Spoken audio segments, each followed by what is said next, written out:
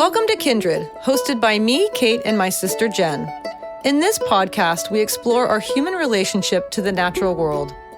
In connecting to this planet, we also connect to understanding, compassion, and empathy.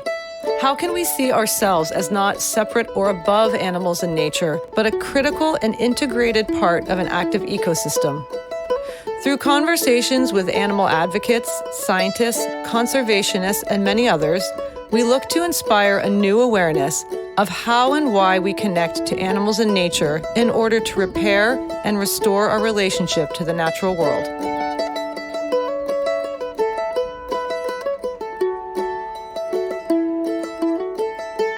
Hello, and welcome to the Kindred podcast. Hello, sister. How are you today? I'm good. How are you doing? I'm good. Yeah, good. I feel like I haven't asked you how old Toots is doing these days. Oh, she is. She's hanging I'm in not there. really sure. I think For, she might. for the and for everyone, Tula is Jenny's dog, so I call her She's Toots. our 10-year-old Bernese Mountain Dog, and I think she might be kind of. Well, it's hard to say if she just is so socially awkward or if she's actually starting to get doggy dementia. I'm not quite sure. But well, she's the most beautiful dog. I'm telling you, she's fake. She's the most beautiful Bernie I've ever seen in my life. She looks like a giant stuffed animal with the most gorgeous hair you've ever seen. We'll have to. There's a picture of you and her on the website. Actually, you can check it out.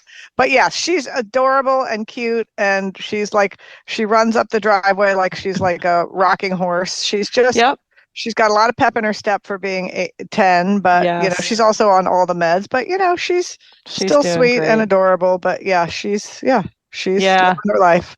I get to get my doggy fix when I come to your house and see her. She does this really cute thing where she jams her giant head between your legs and it refuses to move until she's had sufficient hugs and pets. That's right. She needs a little nice neck massage. Yeah, she's kind of like a Wookiee right now because I had to cancel her grooming a couple of weeks ago. So and then she's walking around with leaves just hanging out of her coat. She just is she's a bit of a she's like a woodland creature, but she's cute. Yeah. She's the best. Yeah. We still haven't, I don't know. A doggy hasn't happened yet. I maybe just still, I don't know, losing Blue was a real heartbreaker, but it's not even why. I think we just haven't gotten there. It's nice to have a minute. It's good to take a minute, I think. We will. We'll get there.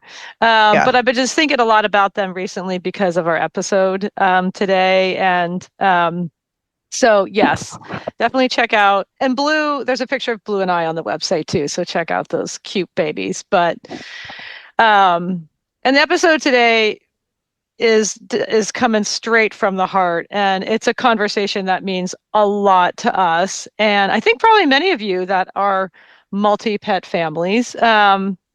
So today we are going to be talking about grief. But not the grief you might expect. We are going to be speaking with a vet who has done extensive research on the grief that dogs can experience when they lose a fellow dog companion. You've been through it, Jen. I've been through it. Friends have been through it. And, you know, but I will say this isn't as heavy as a conversation as you might think. I think in part because we really dig into learning about how dogs can react and how we can identify changes in behavior so we can know how to support them better through their process. Right. For sure. Yeah. I think that definitely that focus helps a lot instead of just sitting in your feelings about it. It's like, well, what can we actually do to support these animals through this process? And and so it sounds, I mean, gosh, I don't know if I need to give you a tissue warning. I think, there's some moments for sure. I mean, we're talking about grief and our favorite babies. So, so yes, let me introduce you to our guest today. Today we are speaking with Stefania Uccheddu. She's the Veterinarian and Coordinator of the Behavioral Medicine Service at the San Marco Veterinarian Clinic and Laboratory located in San Marco, Italy. So like I said, today our focus is specifically the grief-like process that dogs can go through when they lose their dog companion. But Stefania, she also touches on a few other really key intersecting spaces that go hand in hand with the dog's experience, which I thought was really, really fascinating and things I'd never thought of before. And, having witnessed what our dog Blue went through after losing Pip, and what Tula went through after losing Mona, we were really interested in finding out how we all might support our beloved dogs after losing what we consider a family member, and so do they. So we're so grateful to Stefania for insights into an experience that we all care deeply about, the feelings of our dogs. And we're going to be calling it grief-like process just because we're trying not to anthropomorphize their experience, so that we don't miss stuff, because theirs is unique to their species. So we're also equally grateful for Stefania's guidance on how we can support them. And she talks about that what she found in her research, at least for me, what has been until now an unexplored world of one of our closest animal friends. So incredible conversation, and we hope you enjoy it and let us know what you think. So we will see you at the takeaway.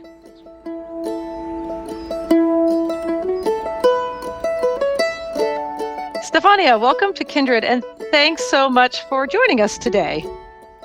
Thank you. Thank you. Thank you, Kate. Yeah, it's so great to have you. Would you please introduce yourself and tell us what you do? Yes, of course. So I'm a veterinarian, but actually I started working with behavior and animal welfare more than 10 years ago with my PhD. And I'm a diplomate from the European College of Animal Welfare and Behavioral Medicine. And so actually I work just with behavior at the moment, from like the clinical part and the research part.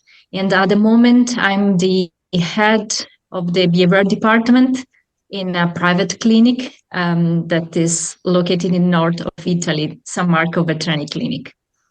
Amazing. Wow, that's incredible.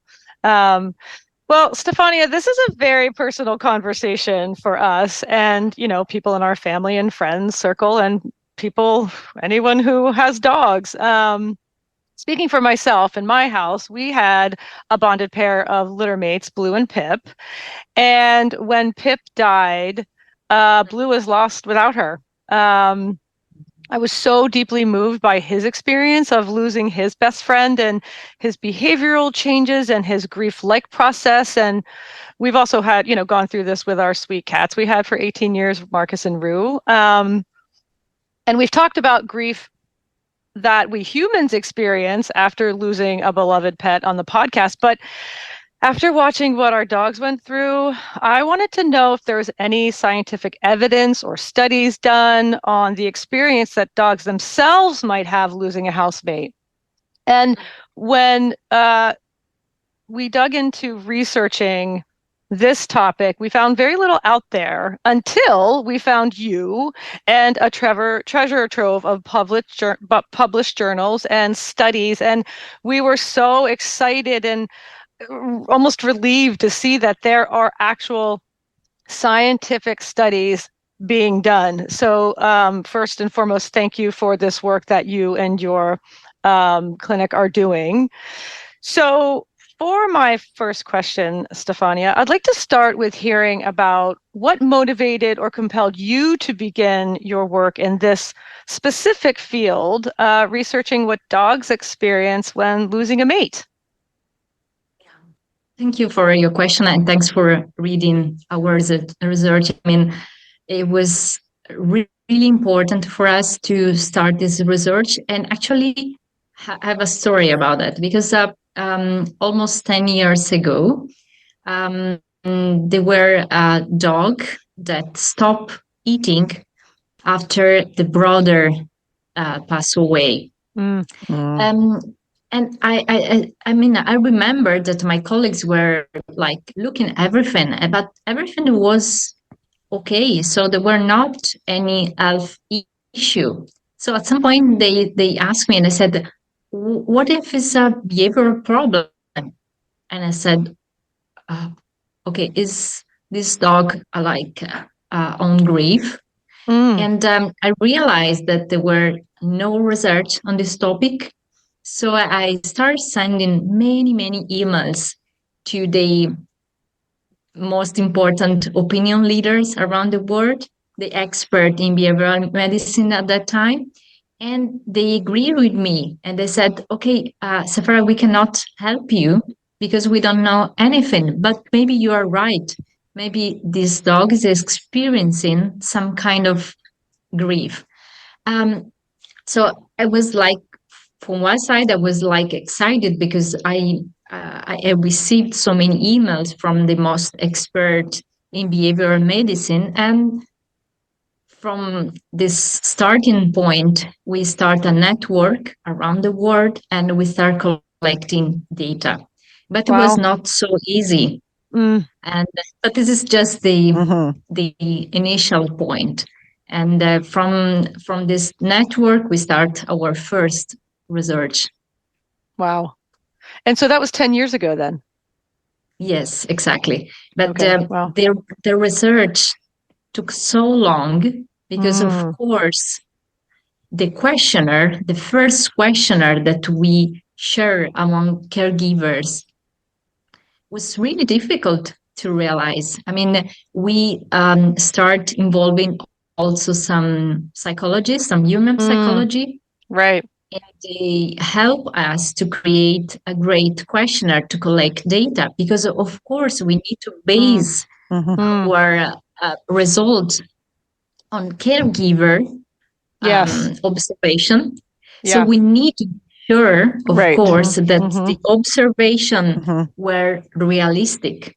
I'm so curious, especially when we have studied other species so extensively, and some of these same questions have been presented in other social species like orcas, wolves, whales, like elephants. Like, so why have so few scientific studies like this not been done before?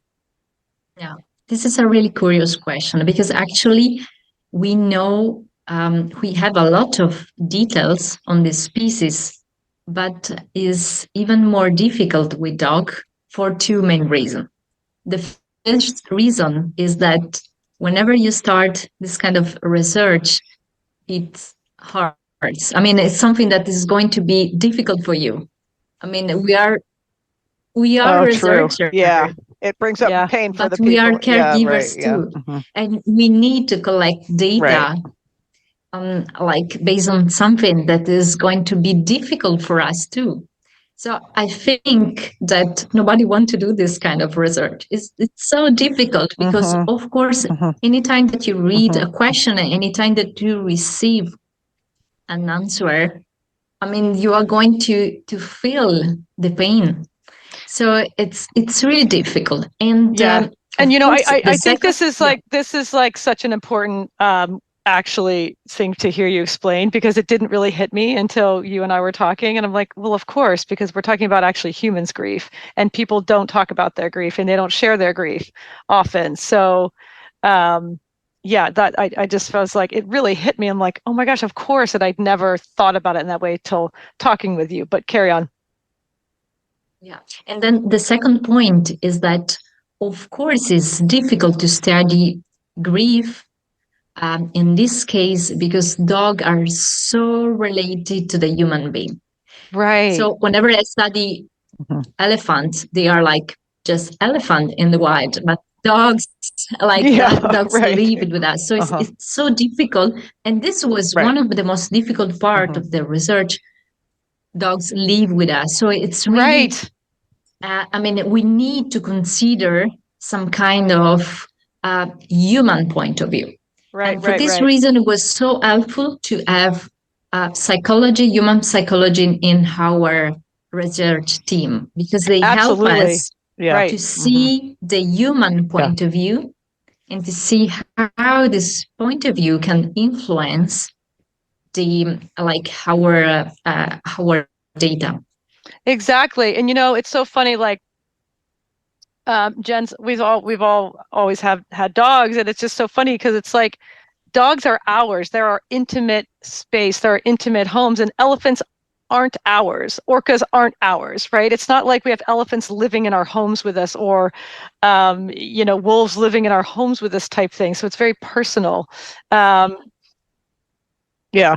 And I think also because it is, as in my experience, the pain of watching my dogs go through that grieving process is worse than my own. Like the same way it is as a mother, like for a child, it's always harder to, and just to, I have a friend who just lost one of her dogs last week in a tragic, it got hit by a car, and the other dog is for sure mourning. And as sad as I feel for the people in the family, I feel worse for their dog, because you can't explain to the dog, like she's waiting for her sister to come home. She just looks at the door and she waits. God. And something about that makes me hurt so much more, because you can't explain to them. Whereas if you're watching, again, elephants, you're observing them, but it's outside. This is our family. So it's actually like watching a family member that you can't help. And there's no, I think, harder position as a human being than to watch people you love or beings you love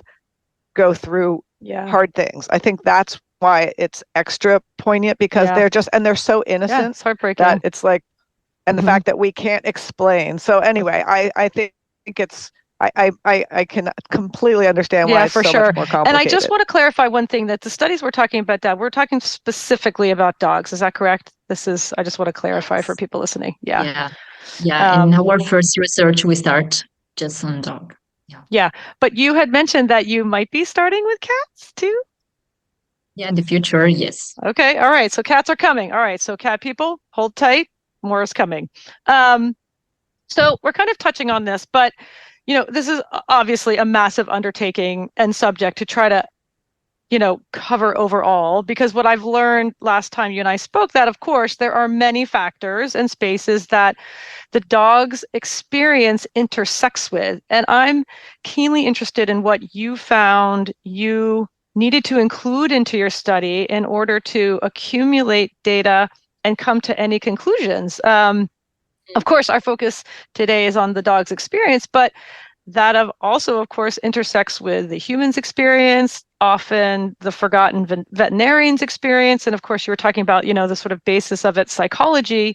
So walk us through your process on how you went about establishing methods and gathering data for studies when your subject is a dog and their, feelings or quote emotions. Yeah. So we need to consider the human point of view, the caregiver point of view, but at the same time, we need to exclude this point of view. So at the beginning, we ask several questions, and we need to know if the answer were related just to the human suffering.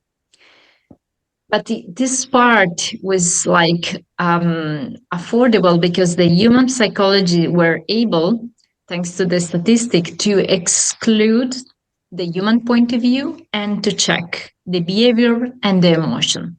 So we published 2 different articles for this reason, because in the first article, we had to consider the human point of view. And in the second paper, we still consider this point of view, but then we exclude just to check the change that we can observe in the surviving dog. And yes, there were some changes, actually. Some changes in the eating behavior, in the sleeping behavior, or like in the general activity. And this is quite normal if we consider, because dogs and humans are social species. So if they live together, of course, the social group is composed by human and dogs, of course. But what if there is a difference? So if a member of the family is not there anymore, so there is not anymore any kind of synchronization that is typical in social species. So, okay, my friend is not here anymore. So okay, what I'm supposed to do? I'm going to eat now, to play now. Okay, the synchronization is not working anymore.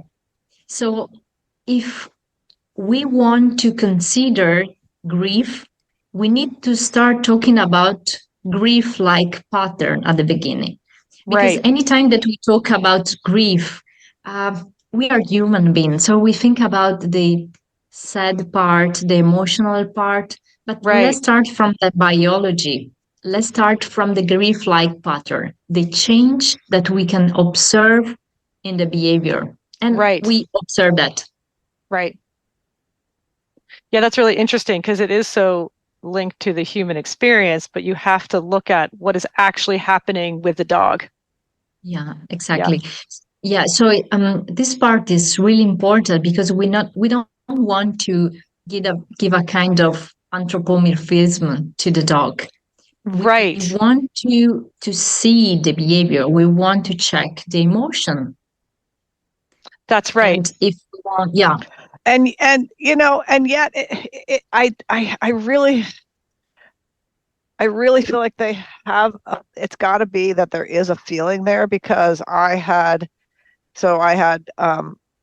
two Bernese Mountain Dogs. One of them died very quickly. She got a really aggressive form of cancer in her leg, and she was 130 pounds, and I wasn't going to amputate her leg. So anyway, she was gone within a matter of a week or two once we found out she was ill. So it was very quick. And then my dog that was left saw her litter mate on a walk, and they looked so much alike, and she ran up there. And what I feel like I observed, I don't feel like I was putting my thing on, but I might have been, was she thought she had found her. And she went and she sniffed him, and then she turned and lowered her head, and she just walked home. And I can't say anything except that she was sad, because she was, that felt like an emotion. That didn't feel like a behavior. That was, I felt like I witnessed her think, there you are. And then when she realized, so I don't know how you classify something like that, but, and maybe because I'm a human, I can't classify it as behavior. It felt like a response to, well, Jen, I think that's such a great story, because it does like really highlight, we don't want to anthropomorphize the dog's experience. And when you see something, your intuition, and you know these animals so well, this is where we have to rely so heavily, right, Stefania, on the human's perspective. Like what you just, the story is so good, Jen. That's exactly right. And so, Stefania, like, how did you? And you had talked about earlier when we spoke about a questionnaire that you worked for 2 years on, and tell us about that. Yeah, so it was not just me, but it was like the research team that worked for 2 years. And this was really complicated because, of course, anytime that you work on a questionnaire, you need to be really precise, because each question can give like a point of view or a different point of view. So this part was like really, really well studied, with like a collaboration between veterinarians and human psychologists in order to collect really precise data. And of course, it's not that emotion can be different. We just don't know. So actually, I cannot give a kind of like value. I cannot say this is less or more. I don't know. But what is sure that in this way, whenever we describe behavior, we are respect the behavior. We are respecting the emotion, even if we don't know what kind of emotion. I cannot say like it's sad. Of course, it's my feeling, but I know what you're saying. It's not that I completely respect that emotion. So I think this is the really important part, that we need to respect the change of the behavior. We just need to, because they are going to. I guess we can't name it. We can't say what that response is. We just say there is a response. So they are going through something. They are going through something. So I can say that it's grief-like pattern. You can say it's sadness. I mean, you can say that it's grief. I mean, what is important is that they are going through something. Right. They need to elaborate something. So we need to respect this because it's a matter of welfare. It's a matter of, yes, a matter of welfare. Absolutely. Yeah. Mm-hmm. Yeah. So this Right. is the important really point. is. Yeah. It's not welfare that we and talk about, respect. Mm-hmm. yeah, exactly. Because anytime that I recognize something, then this respect starts. And actually, if you consider that, a few years ago, we were not even able to talk about human like grief Right. after Right. your dog passed away. There was a kind of grief that was called disenfranchised grief. Oh, right. Disenfranchised grief. Okay, interesting. Mm-hmm. Yeah. So, okay, a dog. You are sad because your dog is not here anymore. You just buy another dog. So, no, exactly. So, okay. So, disenfranchised grief means that I'm not even allowed to be sad. Yeah. Okay. This was the real starting point, actually, because anytime that we respect any kind of grief, even as a human being, this is the starting point. Because I cannot say, you are like crying now because your dog is not here anymore. Mm-hmm. I respect this. Yes. This is the important part. I respect my dog because it's going through something. I respect my friend because the dog passed away. Yeah, I absolutely. respect your emotion. I cannot say what kind of emotion is it because you are the one that is going through this emotion. That's exactly right. But I love that. That's so true. Well, Go ahead, Jenny. Right.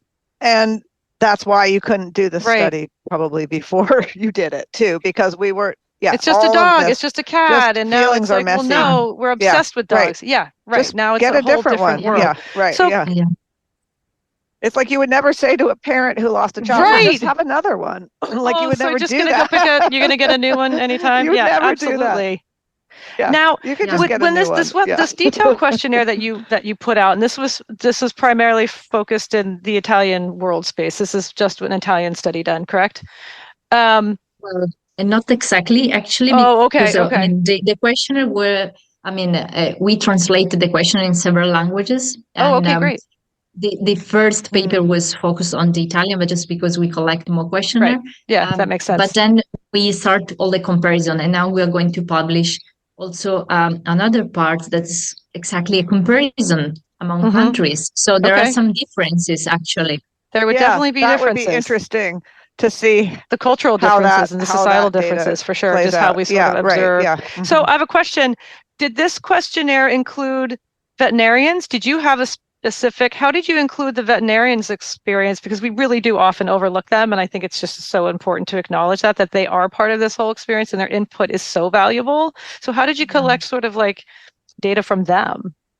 Yeah, so actually, this was like another questionnaire. So we start collecting data from the vet because at some point we said, okay, we take care about the caregivers.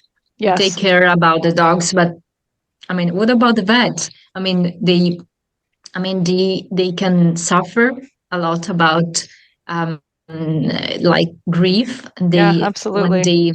It's strange because sometimes we don't even consider that vet can suffer a lot. They can have burnout for this. You can consider sometimes during during a normal day, a work day for a vet. You start with a puppy. Oh, a puppy. Oh, nice. And then you have you have an euthanasia of your favorite patient. Right. And you and I had talked about before, like it's like from puppy to from puppy to end of life care. Like there are many vets who know these animals their entire lives. So it's going to be a loss, a personal loss, actually, because the reason vets are vets is because they love animals mostly. This is why you become a vet, because you love animals. Well, and they're also probably sometimes of an integral part of the grieving process for that family too, because you talk to them as though they're your doctor, maybe your psychiatrist, psychologist, and talking about your feelings and just how hard it is, and maybe they give you resources or whatever. So they're doing that thing too, watching these people that they've created a bond with suffer. And so it's like, it's pretty intense. Yeah. And then sometimes you are like, you feel really bad after an euthanasia. Okay. It's like something that I cannot describe it. Yeah. Okay. And then, yeah, I'm sure. Or even just having to tell somebody, we can't save your dog, that, like, even just having to break that news, like, how doctors have that too. Like sometimes people like detectives or whatever have to, the people that have to do that, or, EMTs, whatever. Anyway, when I've heard people say those are the worst days, is when we have to say to somebody, I'm sorry to say, we can't save your loved one. Couldn't help your loved one. Brutal. And that's really the same brutal. thing. Absolutely. Yeah, but in the society, sometimes this is again a disenfranchised grief, because you cannot even consider that your vet is like mourning for your patient. I mean, it's not your dog, but of course, I take care of my patient.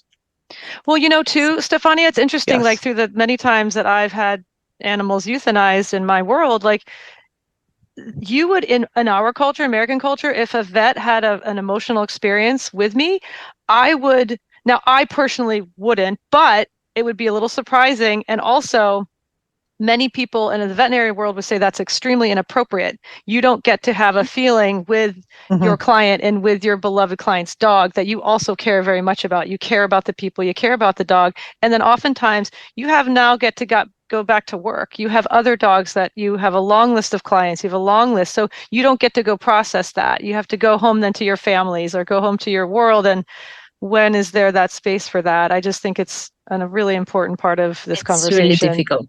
It's really difficult.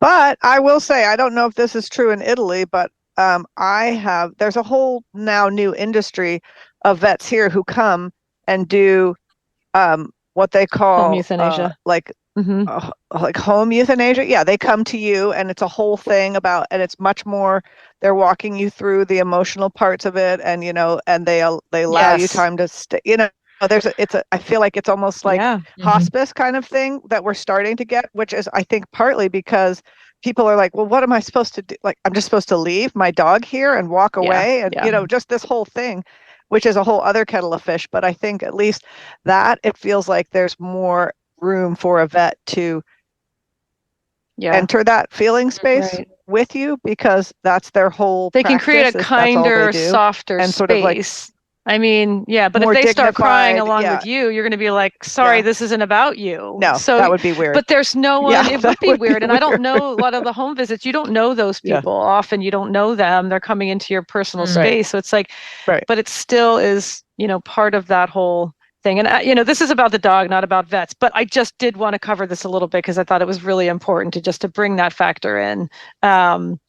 So the way you're getting all this information is through this detailed questionnaires, because, we were just sort of talking about with Jen and Kat and I were just saying, well, it's not like you can, bring the dog into the clinic now and the human, and we're going to observe you during your euthanasia and see what the dog, you can't do this kind of clinical work the same way. And you're not going to then go spend time in a person's home and watch them the hours, days, or weeks, following. That's not at all possible. So it's just it's a very unique conversation. I find the intersection so just fascinating. So you've got this data, you've got all this stuff you now, after 10 plus years of your research. What are some of your, I guess, most compelling conclusions or results? It's sort of maybe a hard question, but what did you come to find and learn about the experiences that dogs do in fact have? I mean, this is obviously such an important question for us because we all want to help our beloved dogs through whatever it is that they are going through, right? And much like we said, like a close friend or a family member who has lost a loved one. And like we talked about before, we don't want to anthropomorphize their unique experience as a dog, because then we're going to miss things. Like Jen was saying, like, I don't want to interpret Tula's experience, but it was so obvious. It's so there. So talk to us about your findings. Okay. Yeah. I think the most important finding is related to respect whenever there is something that is going on.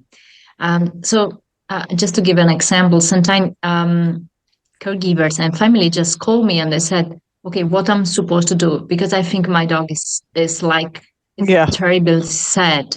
And I said, okay, what about you? Are you experiencing like some negative emotion? And they said, yes. Okay, so there is not a miracle. There's not a drug that is going to save you. Right. So there is not like a kind of something that I can give it to you, or like it's no, a it's process. a process, right? That's what you find. Yeah, you need to respect this process. You need to, you don't think about accelerating this process. Like, okay, I'm going to buy a new puppy. Yeah. Okay. So why you want to buy a new puppy? So imagine that you are sad, incredibly sad, and then at some point all your friends organize a big party in your room. I mean, this is not the right way. No, I mean, I mean, of course, you have the right, you're free to buy a new puppy, but just consider why you are doing this. Yes. If you are doing this because, okay, I cannot stay without a dog. I just want to give everything to a dog. Okay, but if you are doing this because your senior dog is a little bit sad at the moment, just respect the process. Yeah. Okay. What? Okay. But I mean, you are my doctor. Just what I'm supposed to do. Yeah. Okay. Right. No, right. No, you're right. That's not the answer we want. We don't want that there's really nothing to do. You just have to give it the time it takes. And it's different for every animal, right? Like it's different for every person. And grief does not, I've heard that with, humans, that grief is not on a timeline. It just is going to take the time it takes. And there's no way to fast forward it so you don't have to feel it like anymore. you're saying, Stefania, like it really seems to, like what I read from your studies too was just like you were saying earlier, acknowledge that they have a process, acknowledge that there is something happening here. Let's start with that. They get to have reactions in their own dog-like experience. We also do as well. So acknowledge that it is real and that they are having an experience. And then, like you're saying, like bring it, even just looking like you were talking about the behavioral factors. So what behavioral changes did you find? Like what were the most common changes that dogs were having? So the most common changes are related to the sleeping time, to the eating behavior. So normally they start eating less. Sometimes because there is less synchronization, sometimes because there's less competition. So, okay, the food is there. Yeah. Okay, I'm going to eat later. Yeah. And there is, of course, less activity in general. Yes. And some dogs can appear also a little bit more fearful because, of course, there is not my friend here anymore that is going to check for me. So if we consider this change, they are logical in the social species because, I mean, there is someone that is missing. Yes. And I think the important part is just to check this behavior. And if, of course, all the caregivers are really worried, okay, what I'm supposed to do? Just what you can do is to be there. Yeah. I mean, just the present is really important. So just nobody's going to give you a drug. You need to be there. The presence is so important. And maybe you can create a new activity, for example, because we need to create a new synchronization, for example. This is so good, and you need to take time for this. And you can like, okay, let's go now. We can do something different. So let's go walking like in a new park, for example. Let's create new synchronization. Right. And I guess a lot. Yeah, go ahead. I was going to say that, that a different routine sometimes is comforting because it feels like, okay,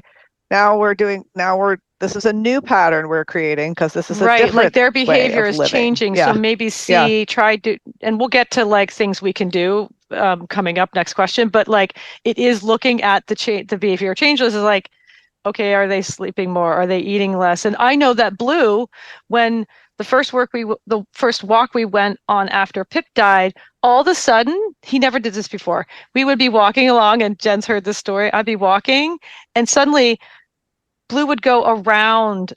He would want to go far around other dogs, and that's that fear thing you're talking about. Suddenly he's fearful of other dogs where he was never fearful before. He would go say hi.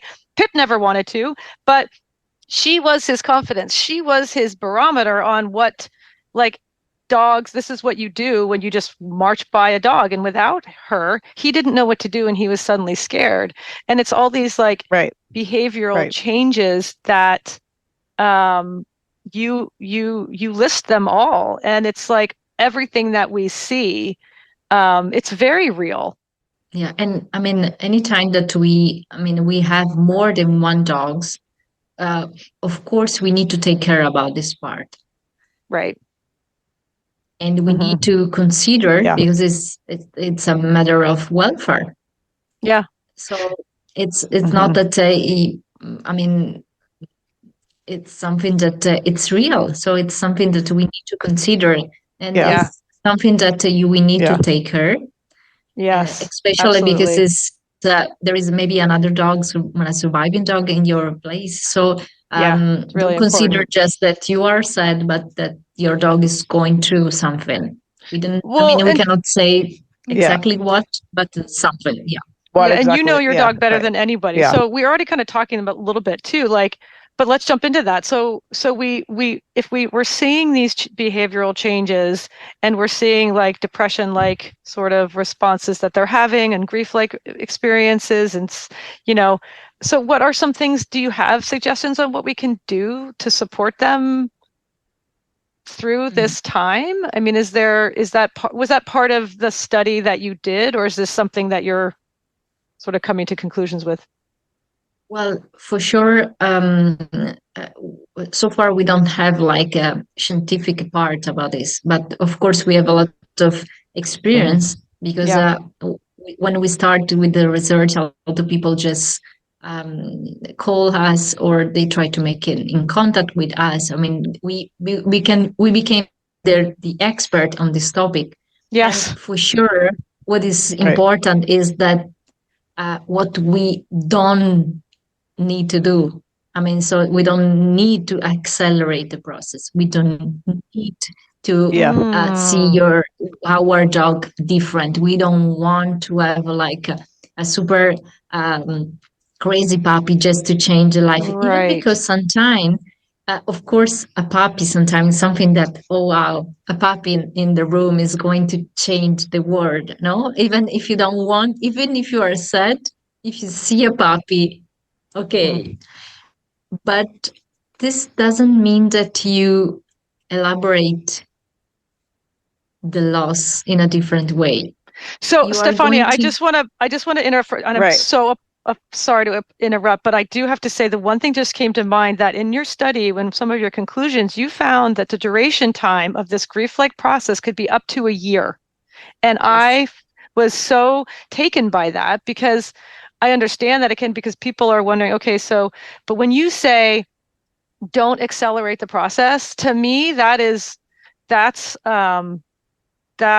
almost makes me want to cry a bit. Just feels almost, that kind of stuff is emotional, because let them stay with them through their process. So I love that. Don't accelerate their process. And I guess if because sometimes you're like, well, it's been 4 months, it's been 6 months, it's been however many months, they're still in this grief-like lethargy type thing. So that's really important to hear.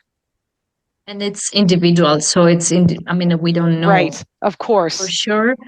For sure, many caregivers just tell us that, it was more than 6 months. So yes. And I have a friend that, Blue was around 4 months, and then other friends are like, well, it's been 6 months. And I'm like, and they're, it's like, okay, that's when the conversation kind of comes in. Don't rush into the other dog, but is maybe now the time to introduce another, it's like, just go slow with that process. Yeah.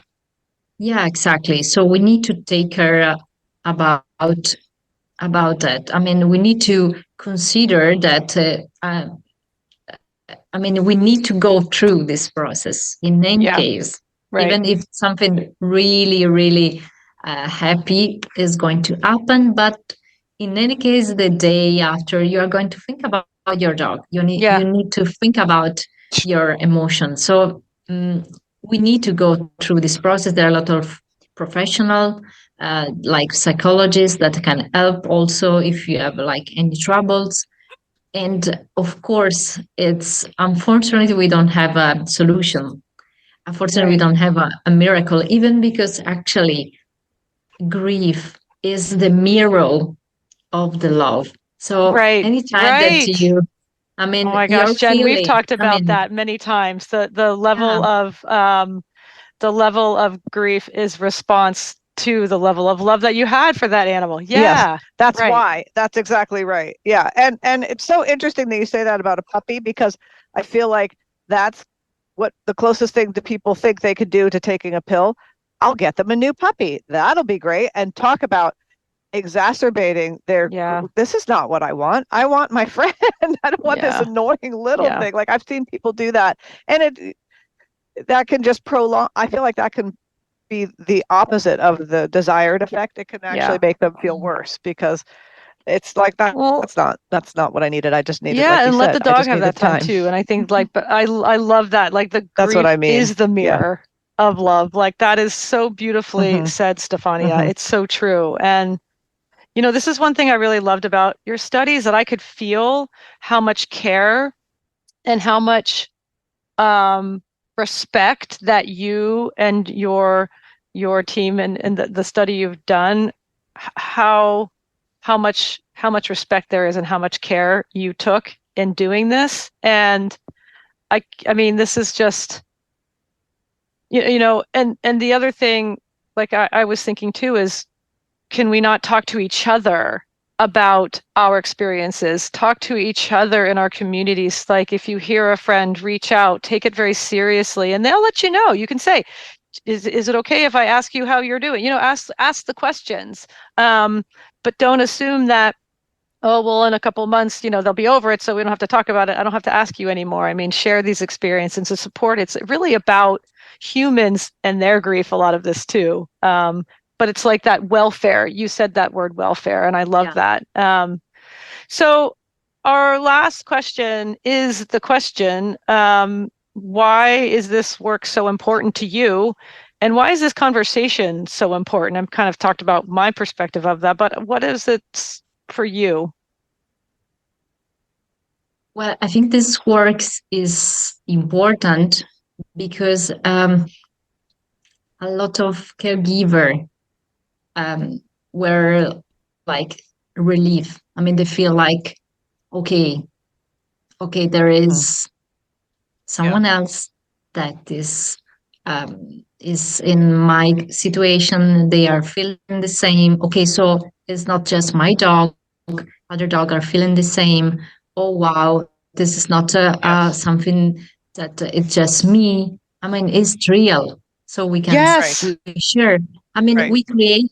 Yeah. It's validating. It's very validating to, not, it's just not me because I'm exactly. whatever, crazy or whatever. It's important because we can start talking about this. So I think our conversation is important because if I consider like Stefania 10 years ago, I will not, I mean, even imagine this kind of a conversation. Like 10 years ago, it was like, okay, I would like to start the grief process. And they were like, seriously? I mean, now, this conversation is so important because, I mean, we are allowed to talk about grief. And this is so important. We are allowed to talk about our emotion, but I think it's a process in our society. So we can now consider the pet as a family member. We can consider when they are not here anymore, that we can, of course, we can feel that we are sad. We can share this with friends. So this work is important because it's a validation. And this conversation is important because it is a validation too, that we can do that. Okay. That's so true. Yeah. And like you said, it's a way to respect our animals in a different way than they are they are having their own process, and it doesn't have to, it's not ours, but we can hold the space for that process. That's a responsibility that I think, like, as we realize more and more how these pets actually are members of our family. They're not just a dog. It's just not a thing. It's not like when you buy a new couch when it gets all ripped and ratty. Yeah, and I think it's like if and if we're going to say dogs are man's best friend, then we are deeply interconnected and intertwined with them in the most intimate spaces of our lives. We sleep with these babies, we feed them, we nurture them, we play with them, we have joy with them, all these things. And it's like what you said over and over again, Stefania, is respect. Have respect. But what you have created here is so brilliant, because it's just like what you said. People don't need to feel weird or odd or like something's not right, that they are so deeply affected by the loss of their pet and the connection they have, because it is a mirror of the love we have.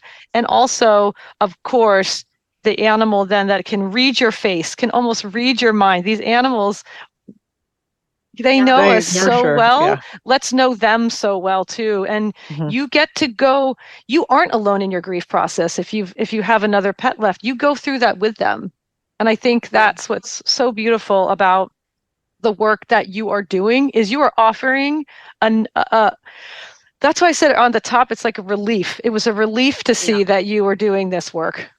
Yeah, and actually, when I'm a vet, so I started working with animals, but then we realized, okay, but we cannot work just on animal behavior if we don't consider the caregiver. And then when I considered the caregiver, I said, okay, what about vets? So our research team started working on many aspects. And actually, this year we published a paper that was like a kind of resume of like all the aspects together. And then at some point people said, okay, but we would like to have more and more information. So we started with workshop. And we were live in a lot of city in Italy. I was going to ask if there's more happening, and if there's going to be continuing research and that, because I'm sure it's just opened a door. Oh, good point. Yeah, right. Before, like you said. The important part, because of course it's not important that I'm doing the research. The important part is that all the people know about the research. All the people know about the data. So the best way was to start talking to people. So we create workshop, webinar around the world. We create a lot of like places where we can talk with people and said, okay, you are right. Yeah, that's great. You're right. You are allowed to grieve. I mean, this is not a disenfranchised grief anymore. We can talk about it.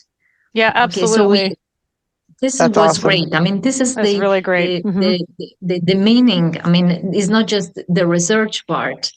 I mean, I'm a storyteller. I'm a storyteller. So I went around the place. Yeah. Bring it to life. Yeah, and that's the important part. That's great. Totally. And it's just so, this is why we are so grateful for you to be here today and speaking with us, just because this is something we want to get out to the general public, so that more people, and we will link to your studies on our website, and so people can read these studies too, because I mean, we only touched on certain bits of there's so much more that you can read about and learn about, and your findings are listed so clearly, and your conclusions, and it's just like it's beautiful. So I just wanted to say, Stefania, thank you so much for joining us today. What an incredibly heartfelt heart space conversation. I will say I don't know if I'm proud of myself, but I kept the tears back. Jennifer, you have the most lovely stories. Thank you for sharing those, Jen, too. But good luck with your work. We will be keeping an eye out for you. We will, like I said, we will share the links to your studies, and just thank you for caring so deeply about these beings in our lives that we consider they're sacred. They are our family members. We do love them deeply. We want to help support them. So there's not much more important work out there than what you're doing. Of course, there is. It's all incredible and important. But from my own heart, thank you so much for your work. Thank you. Thank you also for giving me the opportunity to have this conversation. It was so important to share, the result to the people. So thanks a lot. Yeah, thank you so much.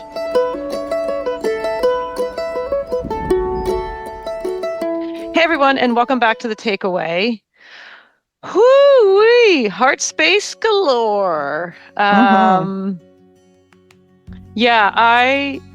So just to jump right in, my biggest takeaway really is, 3 words: welfare, acknowledgement, and respect. And Stefania kept coming back to, the most important thing is like acknowledgement. The most important thing is respect. And I felt like she was saying, just acknowledge that there's a possibility. It's not every dog is going to go through this process, right? I mean, not to be horrible, when our boxer died, Leela, she was pretty rough on Pip, and Pip was like, relax. It wasn't, it was an easy just a different dynamic, totally different dynamic. So this is just to say, not every dog has to or does go through this. Which doesn't mean something's wrong with your dog either. That's right. Yeah, I mean, Leela was a jerk to her, so Leela was like, down with the wicked witch. I mean, it was one of our jokes. But, and we had talked a little bit about Blue. Completely, obviously, he was heartbroken. So I just think that this is such a difficult subject for us humans to talk about in our own culture, in our own society, grief with each other. And so I just felt like she kept coming back just to acknowledge that there could be a grief-like process for them. And then we care about their welfare, right? We care about how our animals are doing on a lot of different levels, and have respect for another being's experience that might be like yours. And again, not to anthropomorphize this, but there's a lot of other social species that go through this, and we talked about this in the interview, but it really hit me when she said, because I was like, why hasn't this been really like dug into? These are our family members. These are pets in our home that we consider family. Why is it that we haven't dug into this? And she's like, well, because it's grief, and humans don't like to talk about that.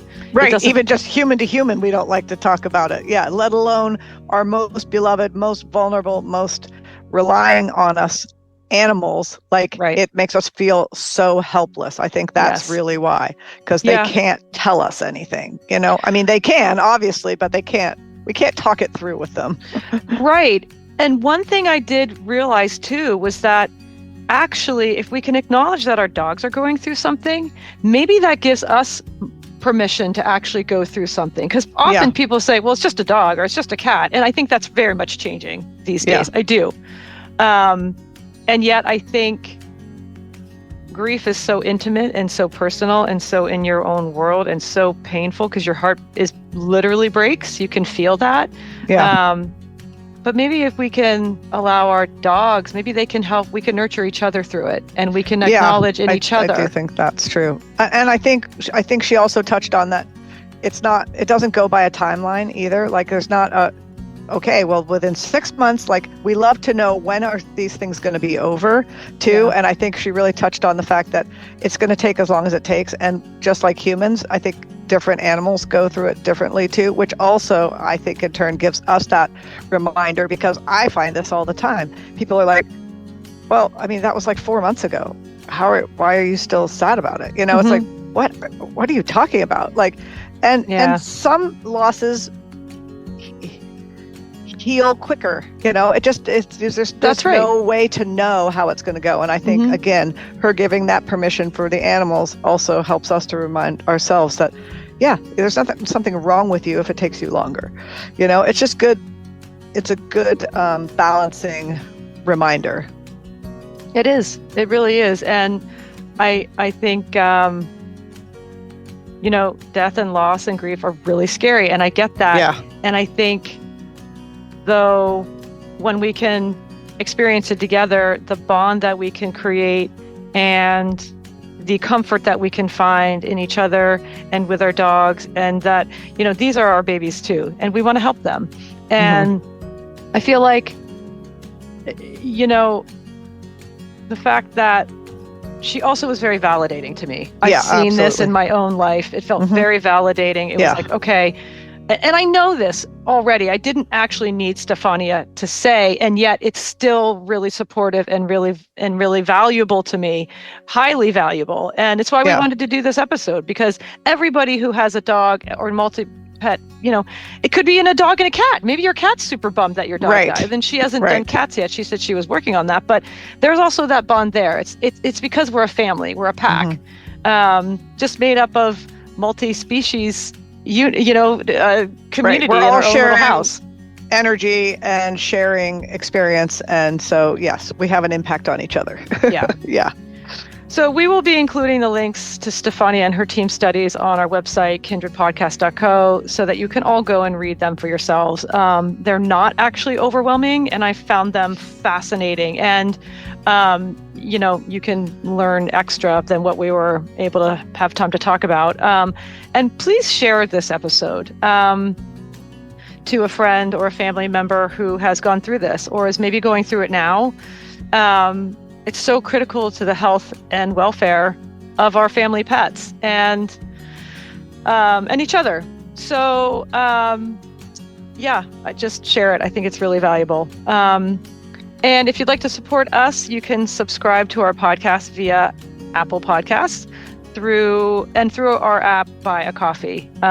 So that's a way that you can support us, and then we can support people in their research like Stefania. So again, thank you to her for her heartfelt work and just deep commitment and care that she obviously has. You can hear how much she cares about all of our sweet babies. Yes. So thank you for her commitment and for taking the time to walk with us and our dogs. Lots of love. Kindred is hosted by me and my sister Jen, produced by Kat Gaddy and myself, sound production and editing by Dan Cooper, original music by Ellie Grace, and our Kindred artwork was created by Lindsay Coffin. Please follow, rate, and review wherever you listen to podcasts, and feel free to contact us through our website at kindredpodcast.co, where you can also find details about Kindred Plus, our subscription service, as well as links to our social media accounts and show notes.